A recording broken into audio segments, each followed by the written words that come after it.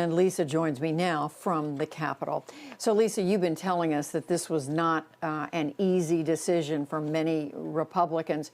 Tell us a little bit more about the 10 who voted to impeach and why.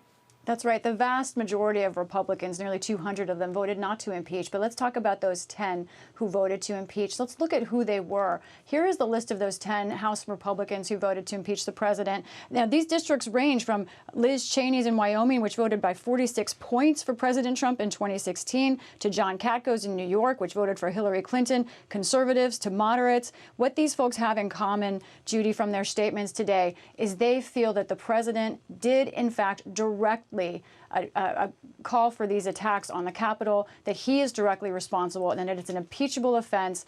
Now, these members also know that it is a great political risk for many of them, facing possible primary challenges from the right because of this in 2 years, but also potential personal threat to them as well. We have seen some increases in those threats here at the Capitol.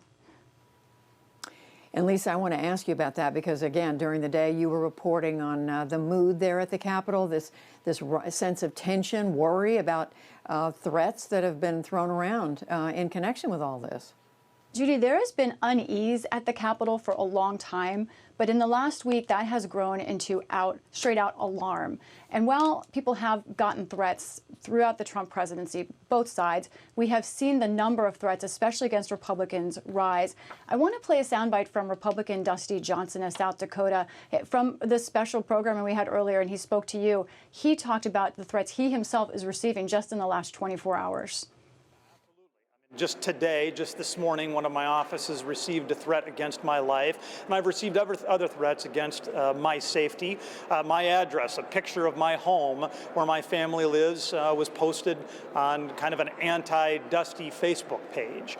And these are the impeachment vote, and they really did believe that a vote for impeachment was something that could put themselves and their family at personal risk. At the same time, they all took it seriously as well on a philosophical level.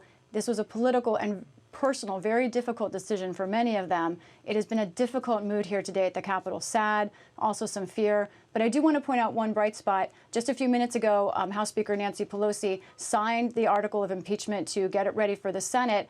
That's not the bright spot necessarily, but she signed it on, she used the podium that had been stolen from her, from the House, from her chamber, by the rioters. That was brought back, and she used it as clearly a statement that the House is back in full operation. Yeah, really interesting and good to see that that was received, that it was returned to the Capitol.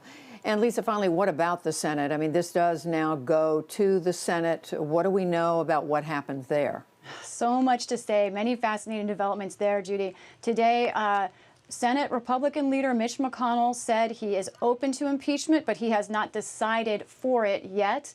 He also let it be known that he will not sign on to a fast trial, meaning the soonest a trial could happen in the Senate is after the Senate reconvenes. That next date is January 19th, the day before inauguration.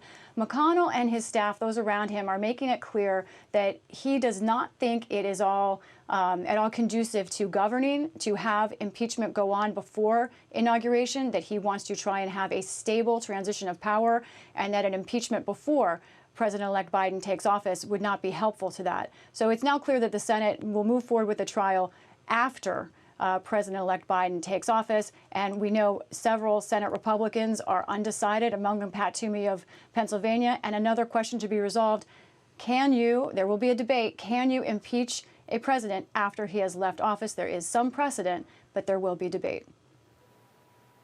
Seems like a lot is unclear about where this goes from here on. But Lisa Desjardins reporting on it all. Thank you, Lisa. You're welcome. And now we go to our Yamiche Alcindor.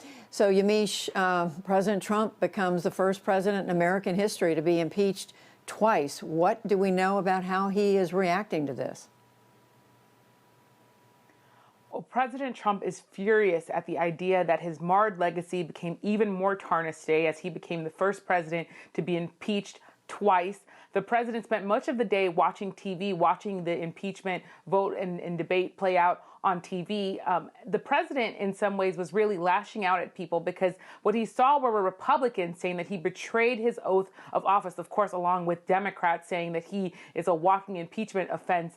The president also just, in the last few seconds, released a 5-minute video where he says that no supporter of his would be involved in any sort of violence or any sort of attacks on law enforcement. He also says, though, that he's very worried about this free speech issue, saying that there are attempts to cancel people and to try to unfairly target people for free speech. There were some defenders of the president who were talking about free speech, but I have to tell you, he is talking about a small group of people defending him, because the number of people that I talked to today, they say even if this is about free speech, they still believe that the president should not have said what he said.